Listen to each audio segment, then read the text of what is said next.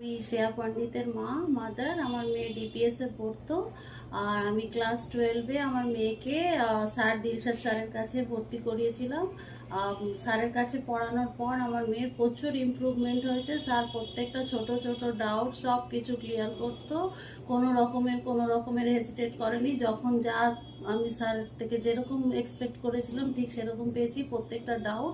আর এতে ওর অনেক হেল্প হয়েছে। ও মানে যেই মেন্সে যেই অ্যাডভান্সে সব থেকে টপ মানে কেমিস্ট্রিতেই করেছে। ওর অনেক ইমপ্রুভমেন্ট হয়েছে, মানে ক্লাসের যে পড়তো ক্লাসের সেখানেও ওর অনেক ইমপ্রুভমেন্ট হয়েছে। আর কম্পিটিটিভ পরীক্ষা সমস্ত কিছুতে ইমপ্রুভমেন্ট হয়েছে। আমি সত্যি সত্যি স্যারকে খুব থ্যাঙ্কস করতে চাই। আর যদি স্যারের কাছে আমি অ্যাডমিট না করতাম হয়তো এতটা ইমপ্রুভমেন্ট হতো না।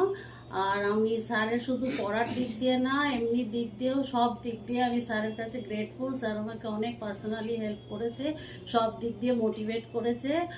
আর এটাই বলবো যে আমার মেয়ে আজ আইআইটি দিল্লিতে আছে।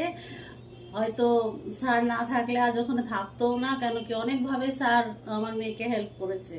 সেই জন্যে স্যারের সত্যি সত্যি স্যার আমি আপনার প্রতি প্রচুর গ্রেটফুল, প্রচুর গ্রেটফুল।